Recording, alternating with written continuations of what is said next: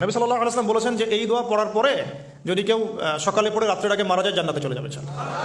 রাতে পড়ে সকালের আগে ইন্তেকাল করলে জান্নাতে চলে যাবে। আমি ইস্তেগফারের আপনাদেরকে 2-3টা দোয়া শিখাই দেই আগে ছোট্ট করে। এক নাম্বার, যারা একটু পড়াশোনা করেন মাশাআল্লাহ তারা এইটা পড়বেন, সাইয়্যিদুল ইস্তেগফার। সাইয়্যিদুল ইস্তেগফার আমার সাথে বলবেন, আল্লাহুম্মা আনতা রাব্বি লা ইলাহা ইল্লা আনতা খালাকতানি আনা আবদুক ওয়া আনা আলা আহদিক ওয়া ওয়া'দিকা মাস্তাতা'ত আউযু বিকা মিন শাররি মা সানা'ত আবু'ু লাক বিনি'মাতিকা আলাইয়া ওয়া আবু'ু বিযানবি ফাগফিরলি ফাইন্নাহু লা ইয়াগফিরু যুনুবা ইল্লা আনতা। এই যে আমরা গত লেকচারে বলেছিলাম যে আমাদের ইবাদতগুলো অন্তঃসার শূন্য হয়ে যাচ্ছে এই কারণে, বিকজ আমরা অর্থটা বুঝি না। এই যে দোয়াটা আপনি করলেন, নবী সাল্লাল্লাহু আলাইহি ওয়াসাল্লাম বলেছেন যে এই দোয়া পড়ার পরে যদি কেউ সকালে পড়ে রাত্রের আগে মারা যায় জান্নাতে চলে যাবে। রাতে পড়ে সকালের আগে ইন্তেকাল করলে জান্নাতে চলে যাবে। তো কি পড়লাম? আল্লাহ পাক বলছেন, নবী সাল্লাল্লাহু আলাইহি ওয়াসাল্লাম বলছেন, আল্লাহুম্মা হে আল্লাহ আনতা রাব্বি, আল্লাহ তুমি আমার রব, খালাকতানি তুমি আমাকে সৃষ্টি করেছো, আনা আবদুক আমি তোমার বান্দা, ওয়া আনা আলা আহদিকা আমি তোমার সাথে যে অঙ্গীকার করেছি এর উপরে আছি, মাস্তাতা'তু থাকার চেষ্টা করছি, আমি সাধ্যমতো থাকার চেষ্টা করছি, আবু'ু লাকা বিনি'মাতিকা আলাইয়া আমার উপরে আমার যে উপরে তুমি যে নিয়ামত দিয়েছো আল্লাহ এগুলো আমি স্বীকার করছি। হে আল্লাহ তুমি আমার উপর যত নিয়ামত দিয়েছো আমি স্বীকার করছি, ওয়া আবু'ু বিযানবি আমার যত গুনাহ আল্লাহ সব স্বীকার করছি। এইভাবে যদি বান্দা আল্লাহর কাছে দোয়া করে আল্লাহ মাফ করবেন না? সুবহানাল্লাহ। ফাগফিরলি আল্লাহ আপনি আমাকে মাফ করুন, ফাইন্নাহু লা ইয়াগফিরু যুনুবা ইল্লা আনতা কারণ আপনি ছাড়া যুনুব কেউ ক্ষমা করতে পারেন। ব্যাস এইভাবে বুঝে এটা যদি না পড়েন অ্যাটলিস্ট এতটুকু, আস্তাগফিরুল্লাহাল্লাযী লা ইলাহা ইল্লা হুয়াল হাইয়ুল কাইয়্যুম ওয়া আতুবু ইলাইহি, এইটুকু। আর এটাও যদি না পড়েন, না পড়াটা একটু লজ্জার যদিও বা, তাও যদি না পড়েন তাহলে বলবেন আস্তাগফিরুল্লাহ ওয়া আতুবু ইলাইহি, আস্তাগফিরুল্লাহ ওয়া আতুবু ইলাইহি। আসুন তাহলে আমরা কাজগুলো পেয়ে গেলাম। এখন আসুন আমরা কেন রোজা রাখছি? নবী করিম সাল্লাল্লাহু আলাইহি ওয়াসাল্লাম এখানে উদ্দেশ্যটা বলছেন। এই দিনে কি করা হয়েছে? মুসা আলাইহিস সালাম এবং তার কওমকে নাজাত দেওয়া হয়েছে, ফেরাউন তার কওমকে ডুবিয়ে দেওয়া হয়েছে। এই তো এই রোজার সাথে কিন্তু হুসাইন রাদিয়াল্লাহু আনহুর কারবালার শাহাদাতের কোনো সম্পর্ক নাই। এটা একটা আকীদা পরিষ্কার করে নেবেন।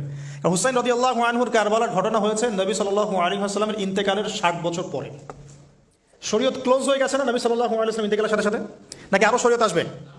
তো শরীয়তের কোনো নতুন বিধান কি এরপরেও চালু করা যাবে? এই দিনে অনেক ঘটনা ঘটেছে। এই ঘটনাগুলোর সম্পর্কে কিছু দুর্বল বর্ণনা আছে বিধায় আমি বলছি না পাবলিকলি। বলা হচ্ছে এই দিনে নূহ আলাইহিস সালামের কিস্তি, ওই যে কিস্তি প্লাবনে ভেসে ভেসে এই দিনে জুদি পাহাড়ে এসে নোঙর পড়েছে। এরকম অনেক ঘটনা। এই দিনে মুসা আলাইহিস সালামকে নাজাত দেওয়া হয়েছে, এই দিনে ফেরাউনকে ডুবিয়ে দেওয়া হয়েছে, এরকম অনেক ঘটনা আছে। কিন্তু এই দিনে রোজা রাখার উদ্দেশ্য হচ্ছে এই নাজাতে মুসা। এইটা হুসাইন রাদিয়াল্লাহু আনহুর শাহাদাতের কষ্টে রাখছি না আমরা, ওইটা আমাদের জন্য আরেকটা জায়গা। ওই জায়গাটা নিয়ে যে হুসাইন রাদিয়াল্লাহু আনহুর শাহাদাত, ওইটা থেকে শিক্ষাটা আমার কি? এই ঘটনাটা এই 10 মুহররমে ঘটে গেছে। এটা আল্লাহ পাকের তাকদিরে ছিল, এই দিনেই ঘটনাটা ঘটে গেছে। এই ঘটনা ঘটার আগেই নবী সাল্লাল্লাহু আলাইহি ওয়াসাল্লাম রোজা রাখতেন। এমন না যে ঘটনা ঘটার পরে সাহাবীরা রোজা রাখা শুরু করেছেন। ব্যাপারটা কি তাই না? মূল জিনিসটা বুঝি, তারপর হুসাইন রাদিয়াল্লাহু আনহুর শাহাদাতের দিকে যাবো ইনশাআল্লাহ। আমরা দোয়া করি আল্লাহ পাক আমাদের সবাইকে হুসাইন রাদিয়াল্লাহু আনহুর মতো সাহস, কারেজ দান করুন, তাদের মতো বীরত্বপূর্ণ ঈমান দান করুন, এবং জুলুমের বিরুদ্ধে তার মতো দাঁড়িয়ে যাওয়ার মানসিকতা দান করুন। আল্লাহ পাক সারা দুনিয়া থেকে ইয়াজিদদেরকে ধ্বংস করুন, এবং রাসূল সাল্লাল্লাহু আলাইহি ওয়াসাল্লামের কলিজার টুকরা নাতি হুসাইন রাদিয়াল্লাহু আনহুকে আল্লাহ পাক জান্নাতের উচ্চ মর্যাদা দান করুন। তো এখানে দেখুন মুসা আলাইহিস সালামের নাজাতের সাথে আশুরার ঘটনা জড়িত। আর একটা কথা আমি বলে দিই, মুসা আলাইহিস সালাম, তার কওম, ফেরাউন এবং শেষ জামানা দাজ্জাল, জেরুজালেম, ইহুদি, এদের সবার সাথে একটা যোগসূত্র আছে। একটু বোঝার চেষ্টা করবেন। আবার বলছি, রোজাটা রাখছি আমরা আশুরার স্মৃতিতে, ওই স্মরণে।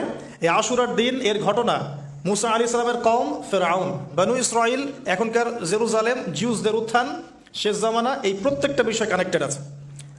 আমি জানি না কিভাবে আমি শব্দ নিয়ে আপনাদেরকে বোঝাবো। আমি এখন লেকচারগুলোতে বলি যে আমি লাস্ট 3-4 বছর থেকে একটা প্রবলেম ফেস করছি।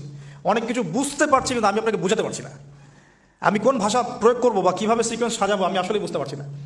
বিশ্বাস করেন, এগুলো শুধু বাইরের কথা বললাম, ভিতরে এমন অনেক কথা আছে যার 30 থেকে 40% আমি বলতে পারছি, বাকি 60% কথা আমি বলতে পারছি না।